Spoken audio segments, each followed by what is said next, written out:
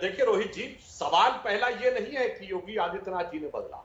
सवाल यह है कि 2016 में मुगलों के नाम पे रखा क्यों गया।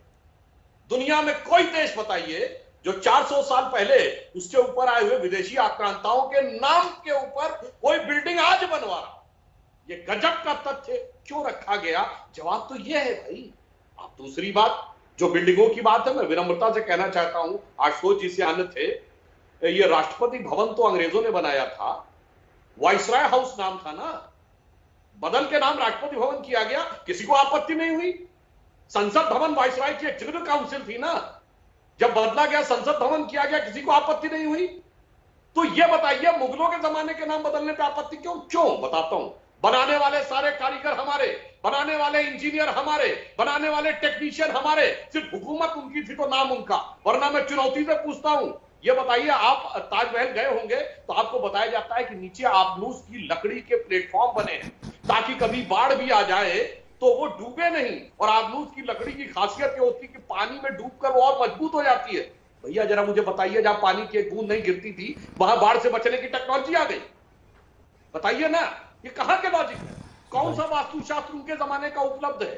कौन से इंजीनियर उपलब्ध है? 400 साल पुरानी बात है, 300 साल पुरानी, बहुत बड़ी बात नहीं है। ना कोई डॉक्यूमेंट्री एविडेंस, ना कोई आर्कियोलॉजिकल एविडेंस, सिर्फ कहानी। और मैं फिर यह भी कहना चाहूंगा, एक को मुगल बादशाह बताइए जिसकी दर्जन भर से कम बीवियां रही हूं और हरम में 200 से 250 से कम औरतें रही हूं, मगर एक स्त्री के प्रति सत्य निष्ठा से समर्पित प्रेम की कहानियां हमारे दिमाग में ऐसी भरी गई कि जब प्यार मोहब्बत की बात आती है, सलीम अनारकली, जोधा अकबर, शाहजहां, नूरजहां, शीरी फरहाद, लैला मजनू याद आते हैं।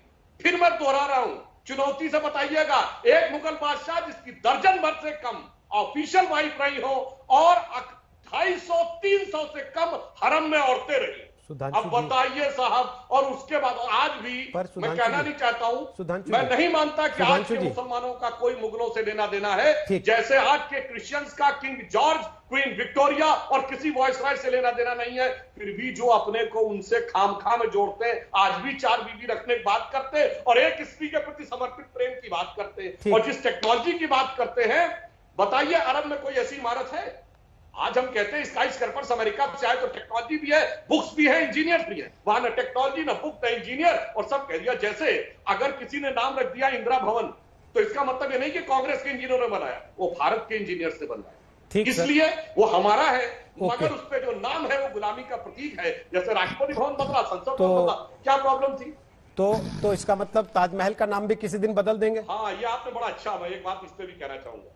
अरे यहां तो लोग सिर्फ ये कहते हैं कि ताजमहल का ये लोग नाम बदलने की बात करते हैं। जनाब, अगर आज का वहाबी इस्लाम आ जाए तो ताजमहल पे तो बुलडोजर चले, क्योंकि मजार तो कुफ्र है।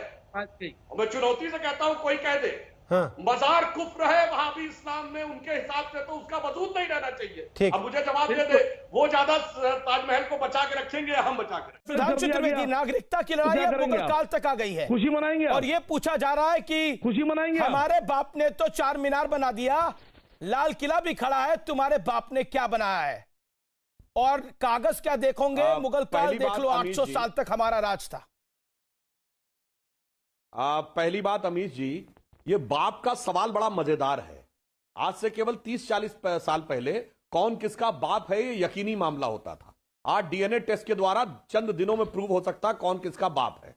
उसी ढंग से आप ह्यूमन जीनोम की मैपिंग भी कंप्लीट हो चुकी है, और मुगलों की डिसेंडेंसी जो बाबर से थी, उसकी मां मंगोल और बाप उज्बेक था। मैं चुनौती के साथ कहता हूं, पूरा डीएनए टेस्ट की जीनोम की मैपिंग करा लीजिए, भारत के किसी मुसलमान का मंगोलियन या उज्बेक डीएनए से कोई कनेक्शन नहीं निकलने वाला। तो पहली बात, वो बाप नहीं थे, बाप सबके एक थे। फिर भी आप अगर उनको बाप मानने को तैयार हैं तो मैं कहना चाहूंगा, संसद भवन किसने बनवाया? अंग्रेजों ने।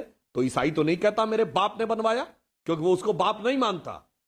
इंडिया गेट किसने बनवाया? गेटवे ऑफ इंडिया ने, अंग्रेजों ने। तो भारत का क्रिश्चियन तो नहीं कहता मेरे बाप ने बनवाया।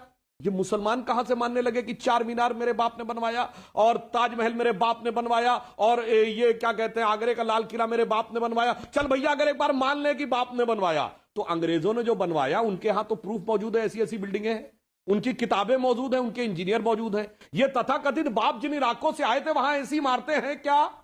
कोई डॉक्यूमेंट्री एविडेंस है कि ऐसी किताबें थी?